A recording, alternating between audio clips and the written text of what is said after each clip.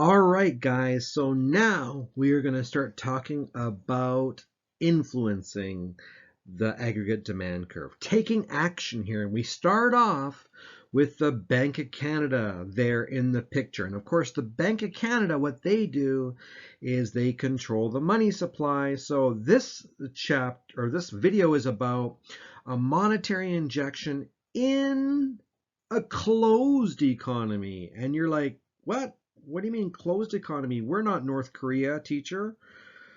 Don't talk to me about a closed economy. Canada, we're an open economy, and you're absolutely right. But I guess for the sake of simplicity, we start off with learning and just pretending that we are in a closed economy right now. So that means that we do not export overseas, we do not import goods from overseas, we don't have foreign investment and things like that. Okay, so anyways, just for the sake of simplicity, all right, we're going to assume that we're a closed economy and the Bank of Canada is going to take action.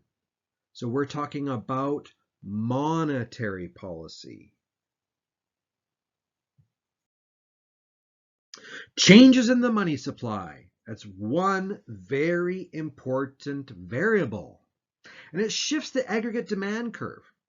So that's monetary policy. We're talking about increasing the money supply. By the way, how does the Bank of Canada increase the money supply again? You guys remember that, changing the reserve ratio. Actually, they don't really do that very often, right? We don't even have a reserve ratio here in Canada, but they could. Changing the overnight rate. So if they lower the amount of interest banks have to pay to borrow for reserves, so to loan money out, then they're more likely to do that, right? So if you lower the bank rate, if you lower the interest rates, that means that banks have more an incentive to borrow reserves from the Bank of Canada and then loan out money, and that increases the money supply via fractional reserve banking. Then they also have open market operations. They can buy bonds. When they buy bonds or other financial assets, when they buy bonds, right, they put more money into the economy. The money supply gets bigger when they buy bonds. Anyway, so anyways, you already know that, and I'm sorry for being so repetitive, but just that's how they do it, right? They change the money supply by doing those things. Okay, so anyway, so what impact does an increase in the money supply have on aggregate demand? Well, it shifts the aggregate demand curve. Well, how does it do this? Well, that's what we're about to learn right now. All right, and there it is. A monetary injection in a closed economy. Yeah, I realize we're not in a closed economy.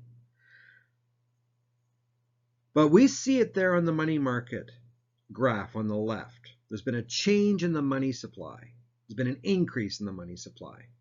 So number one, when the Bank of Canada increases the money supply, that has an effect on the interest rate, right? The interest rate falls from R1 to R2. So when interest rates go down, that means that people and businesses will buy and invest more.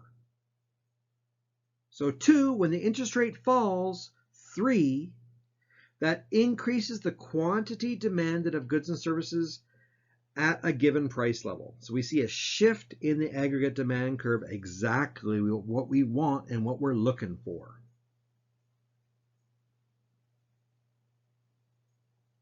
So that increases the demand for money. There is more, people want to buy more goods and services because interest rates have just fallen. So they want to buy more.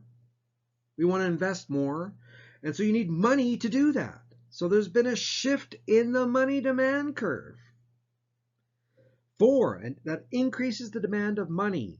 And because people are demanding more money, remember that money market fund there is, that interest rate is, adjusts because of the amount of money supplied and the amount of money demanded.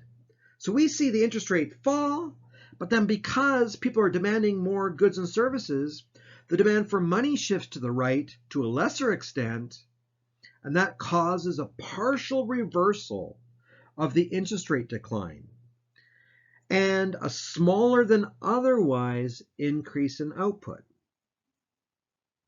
Just because of that increase in money demand means that, yeah, the interest rate is going to reverse a little bit, in part. All right? So, one more time, when the Bank of Canada increases the money supply, that the interest rate falls, which increases the quantity demanded of goods and services at any given price level. Because there's an increase in the amount of goods and services being demanded, that increases the demand for money, causing a partial reversal in the interest rate decline and a smaller than otherwise increase in output. A monetary injection in a closed economy. Please pause the video and just read this slide. It just goes over what I just talked about. Make sure you understand this.